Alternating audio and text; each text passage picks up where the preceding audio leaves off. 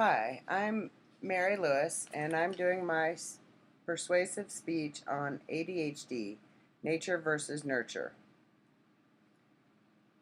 I remember my mom telling me about when she was getting for work and looked at the plants and noticed that they need watering, and so she stopped and watered the plants and ended up late for work. I have two children, two siblings, and a mother with ADHD. ADHD is a real issue with many causes. Today I'd like to inform you of some myths and scientific aspects of ADHD. Let's start by discussing the criteria for an ADHD diagnosis. The DSM-4, which is used by healthcare professionals to diagnose mental health issues, states ADHD is a pattern that requires at least 6 abnormal behaviors or symptoms in the inactivity category and or 6 in the hyperactivity category that occur for more than 6 months that negatively affect the patient's social, academic, or occupational activities to be diagnosed with ADHD. The following is an abridged list of the behaviors.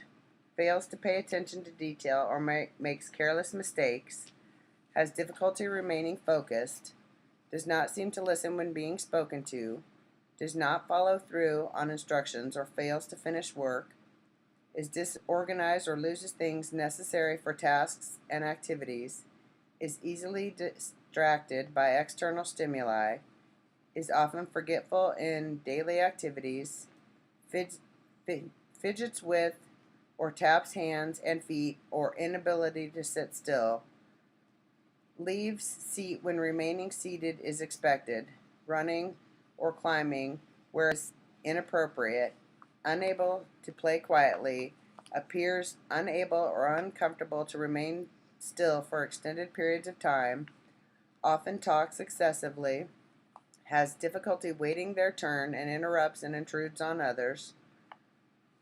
Dr. Carver states the ADD Medical Treatment Center of Santa Clara Valley has a list of absolute indications and suggestive indications for ADHD. The absolute indicators are hyperactivity, fidgetness, impulsivity, unexplained inattention for boring activities, bedwetting, episodic explosive emotional outbursts.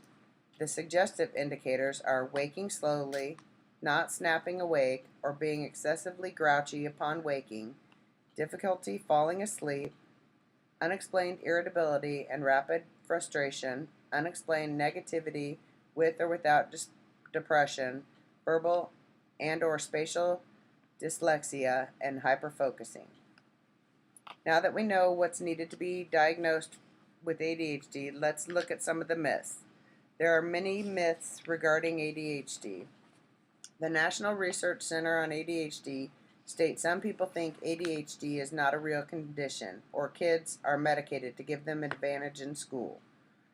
There is not one test that proves ADHD is real. You cannot check a blood level, or an X-ray, or a CT, or even an MRI to say without a doubt that there is a condition, neurological or otherwise.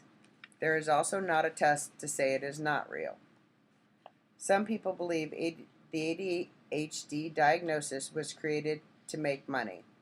They say the mental health personnel, along with drug companies, invented the diagnosis of ADHD. A child is usually referred to by the public school systems to be evaluated regarding their behavior.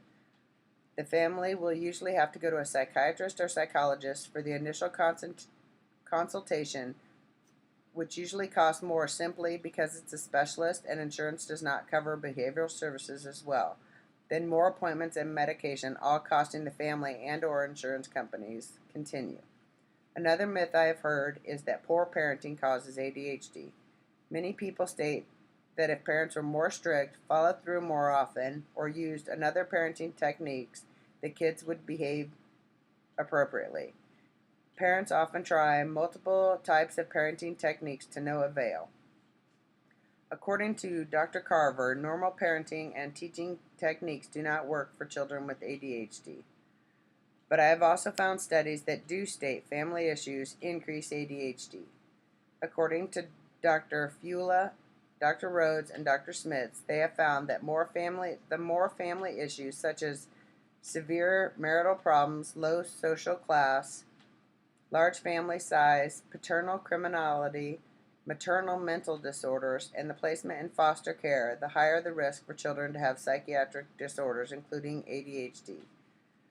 Molly Nicholas agrees and states conflict between children and parents, family environment, and emotional stress increases the risks of ADHD. Some other examples of myths regarding ADHD are it is overdiagnosed, it is less severe in girls than in boys, and the school systems invented the disorder. Now let's look at some of the scientific aspects of ADHD. At the time, ADHD is the most studied childhood psychiatric disorder. Scientists have been studying family history related to ADHD. According to WebMD, 1/3 of all fathers with ADHD have at least one child with the disorder. Cardiff University also did a study regarding genetics and states 80% of children that are treated have a close relative who have either ADHD or other psych disorders. According to the National Resource Center on ADHD, there are also twin studies that show about 80% of the time the genetics and not the shared environment account for the greatest variance in ADHD symptoms. In my personal experience, ADHD is definitely genetic. My children's father has many of the symptoms of ADHD but was not diagnosed. My mother and brother were both diagnosed, and I have one sister who has multiple symptoms but was also not diagnosed. As I said earlier, both of my children have ADHD. Some other scientific aspects of ADHD are scientists have found that children with ADHD have different brain chemistry. The brain structure is not abnormal, it's the amount or how the chemicals work that are off. The chemicals or neurotransmitters in the brain control basically everything. They have found that either there is a limited amount of these chemicals or the receptors where the chemicals are received might also be a problem, according to the National Institute of Health. In conclusion, ADHD seems difficult to study because the variants associated with the disorder, such as there is not a specific test to diagnose, parenting styles, family issues, and the subjectivity of the disorder in general. ADHD has clear and precise diagnostic criteria, but continues to have many myths regarding it. I feel with my family history regarding ADHD and some of the scientific information you received today, I've shown that ADHD has more of the genetic or nature aspects to it than the nurturing aspects. Thank you.